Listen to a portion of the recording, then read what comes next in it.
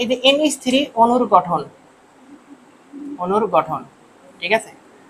তো দেখো এখানে কেন্দ্রীয় পরমাণু কে বলতো? নাইট্রোজেন, এবং এটি কিন্তু মুক্তজোড় ইলেকট্রন আছে, তাই না? তো নাইট্রোজেনের যখন ইলেকট্রন বিন্যাস করব 7, তখন কি হবে বলতো? 1s2 2s2, তারপরে 2p কত হবে? 3 হবে না? তাহলে 2px 2py 2pz, একটা ইলেকট্রন, ঠিক আছে। আচ্ছা, এখন এই যে নাইট্রোজেনটা আছে, ঠিক আছে, এই নাইট্রোজেনটাকে কি আরো এক্সাইটেড করা যাবে, উত্তেজিত করা যাবে, উত্তেজিত করে ইলেকট্রন ট্রান্সফার করা যাবে? কেন যাবে না? কারণ এটা 2d অরবিটাল নাই, বুঝতে পারছো? আমরা যদি আরো উপরের শক্তি স্তরে নিয়ে যেতে চাই, অনেক বেশি শক্তির যোগান দিতে হবে, ঠিক আছে। তার মানে এটাকে উত্তেজিত করা সম্ভব হবে না। তাহলে এখানে সংকরিত যদি সংকরণ করাই, ঠিক আছে, বা সক্রিয় অবস্থায়, তখন কি হবে বলো? তখন কি হবে? এখানে কি কি লিখবো? সক্রিয় অবস্থায় তুমি লিখবা, ঠিক আছে, সক্রিয় অবস্থায়, ঠিক আছে, সক্রিয় অবস্থায় লিখে এখানে স্টার চিহ্ন দিবা, ঠিক আছে। তারপরে এখানে sp3, তাই না? তাহলে 2s2 2px1 2py1 2pz1। তাহলে এখানে যে সংকরণটা হবে সেটা হচ্ছে কি বলতো? sp3 সংকরণ, ঠিক আছে, sp3 সংকরণ। তো এই sp3 সংকরণে এটার যে জ্যামিতিক কাঠামো হয়, ঠিক আছে, সেটা হচ্ছে এর মাঝে নাইট্রোজেনকে রাখবা, ঠিক আছে, নাইট্রোজেনকে রাখবা। আর দেখো এখানে দেখো এর টোটালি হাইব্রিড অরবিটাল কয়টা আছে? 4টা না? ঠিক আছে, এটা দেখো সমতলীয় ত্রিকোণাকার এরকম গঠন, দেখো, ঠিক আছে, দেখো। আচ্ছা, এখানে একটা বিষয় দেখো, যে এখানে কয়টা অরবিটাল আছে? 4টা অরবিটাল তো আছে, তাই না?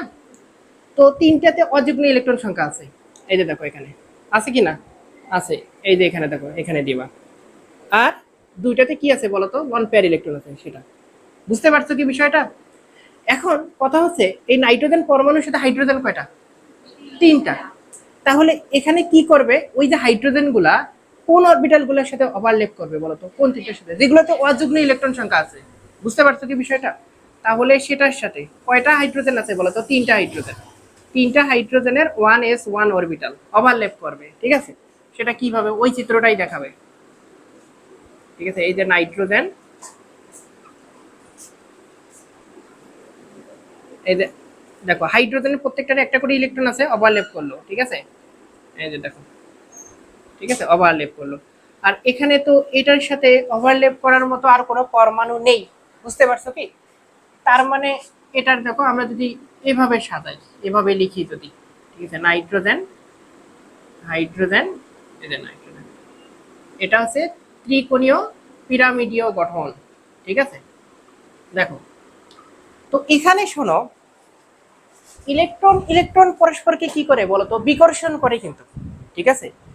তো এখানে দেখো এই যে মুক্তজোড় আর এগুলো কি বন্ধন জোড় না? এই মুক্তজোড় বন্ধন জোড় পরস্পরকে কি করতেছে? বিকর্ষণ করতেছে, ঠিক আছে। আবার কি করতেছে? এই বন্ধন জোড় পরস্পরকে কি করতেছে? বিকর্ষণ করতেছে, বুঝতে পারছো? দেখো এই যে মুক্তজোড় বন্ধন জোড় পরস্পরকে কি করতেছে? বিকর্ষণ করতেছে। আবার বন্ধন জোড় কি করতেছে? পরস্পরকে কি করতেছে? বিকর্ষণ করতেছে। তো তোমরা বিকর্ষণ মাত্রার ক্রম পড়ে আসো নাই? সেটা কি পড়ছিলা? এলপি এলপি, তারপরে এলপি বিপি, তারপরে বিপি বিপি, অর্থাৎ মুক্তজোড় বিকর্ষণ মাত্রার মান সব থেকে বেশি, তারপরে মুক্তজোড় বিকর্ষণ মাত্রা, তারপরে বন্ধন জোড়। তো এখানে তো 2টা মুক্তজোড় নাই, তাহলে কি হবে এখানে? তোমরা লিখবা যে মুক্তজোড়, হ্যাঁ, এই যে মুক্তজোড়, তারপরে বন্ধন জোড়, বিকর্ষণ মাত্রা মান বেশি, তারপরে দেখো বন্ধন জোড়, ঠিক আছে, বিকর্ষণ মাত্রার মান বেশি, বুঝতে পারছো কি? দেখো, যার কারণে এই যে অ্যামোনিয়া অণুর sp3 সংকরণ হওয়া সত্ত্বেও কি হয় বলতো? হ্যাঁ, বন্ধন কোণের মান কি হ্রাস পেয়ে 109 থেকে হ্রাস পেয়ে কত হয়? 107, বুঝতে পারছো? আর তারপর এটা লিখবা, এটা বইয়ের মধ্যে খুব সুন্দর করে লেখা আছে, তোমরা পড়বা, ঠিক আছে।